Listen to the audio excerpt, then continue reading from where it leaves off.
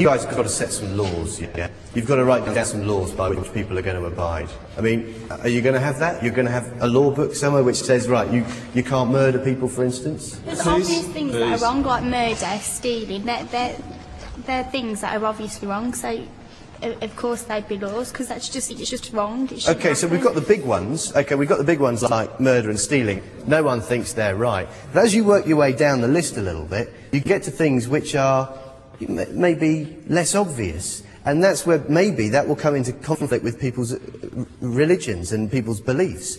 What happens when people's beliefs are going to contradict the laws that you're all writing? Has anyone got an answer for that? Kate, have you got an answer? I think when you get to the smaller decisions, you should get people, not to be disrespectful, but you should get people without religious views to make those decisions, because they're going to be thinking along the lines of human rights. If you've got somebody who's representing one faith, then that's the same thing on all the other faiths. But if you've got somebody that doesn't have a particular faith, then you're going to get a happy medium.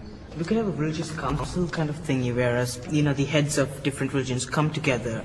And that's what the church leaders should do. I mean, as politicians, we shouldn't get our hands mixed in these stuff.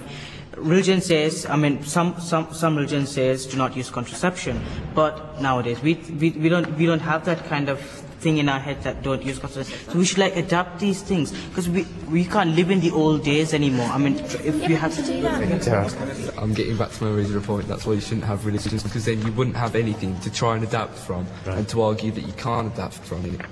That's why you should be able to believe in what you should believe. Okay, I think it's time we had a vote about this, and I want to know from you guys: is there a place for religion in our new society?